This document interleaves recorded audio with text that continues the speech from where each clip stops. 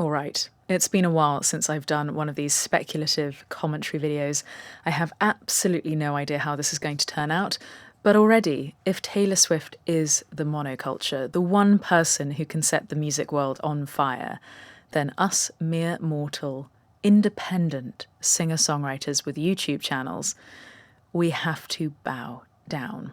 Whether you like her music or not, you can't ignore Taylor Swift. And if you've been here a while, then you know I'm fascinated by how artists release music. I've tried my own experiments, and every time she does something like this, I think, okay, what can I take from this? What can I scale down to my own level? When I call Taylor Swift calculated, it's not shady. She and her team put so much energy behind the work, giving it every possible chance to make the biggest impact, and they've hit home runs every single time. It's the polar opposite of what Justin Bieber just did, dropping an album called Swag with basically no plan, a single day of teasing, and then boom, it's out. Side note, there is a baritone electric guitar track on that record that's actually amazing. Baritone guitar has now officially entered the mainstream. Anyway, Taylor's doing the exact opposite.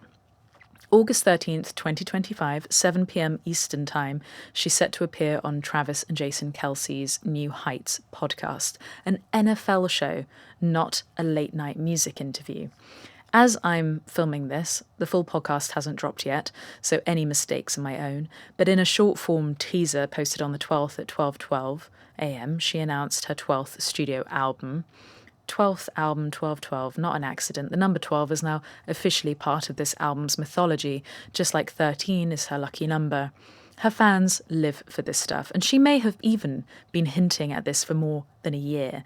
Choosing a sports podcast means she's reaching an audience who might not follow Instagram posts or TikTok Easter egg hunts. Casual sports fans, casual listeners, pop culture dabblers. It's like announcing your record during the Super Bowl without buying an ad slot.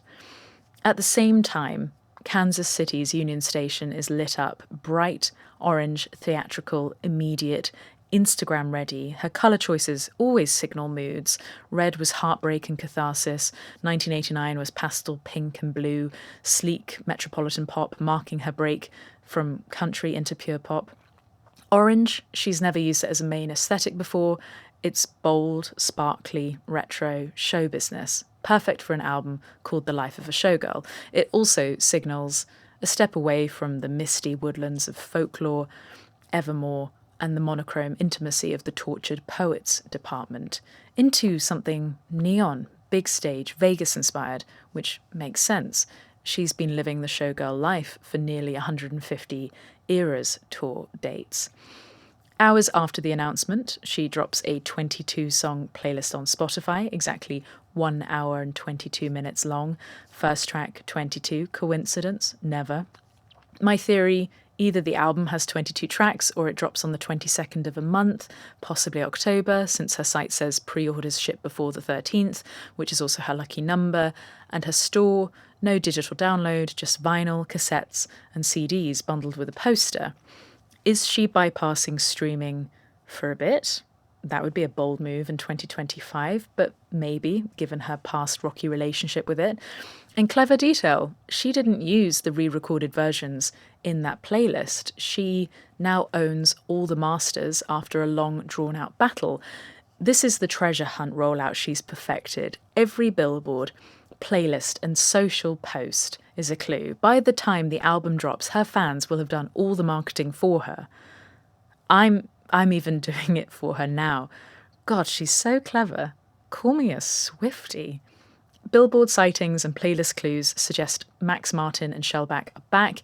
If you're not familiar, they're behind some of her biggest pop smashes: Shake It Off, Blank Space, We Are Never Ever Getting Back Together. You know who you are. They're the architects of crisp, hook-driven pop that lodges in your head for weeks.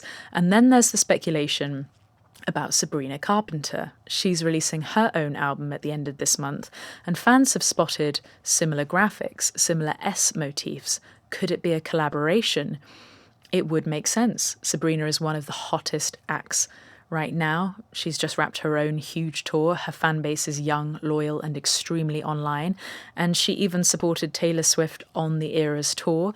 The crossover potential is absolutely enormous. My bet, precision engineered showgirl pop, maybe even musical theatre-esque, somewhere between 1989 sparkle and Reputation punch with a little Broadway-style flair thrown in. Do you think my prediction is overarching enough that I'll get something right? I love to predict.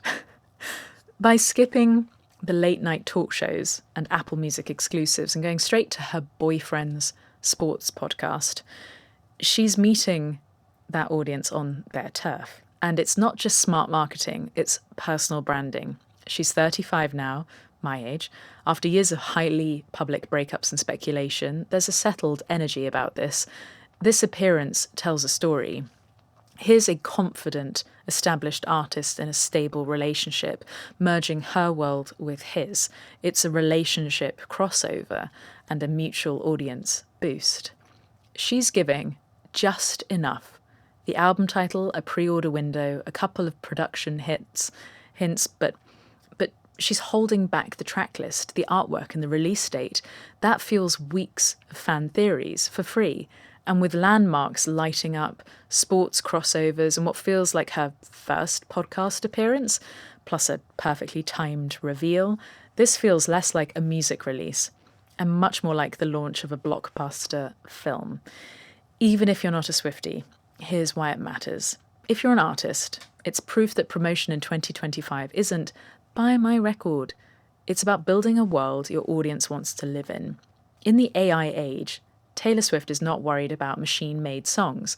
She knows her songs need her story, her personality. Her voice can't be replicated by a prompt.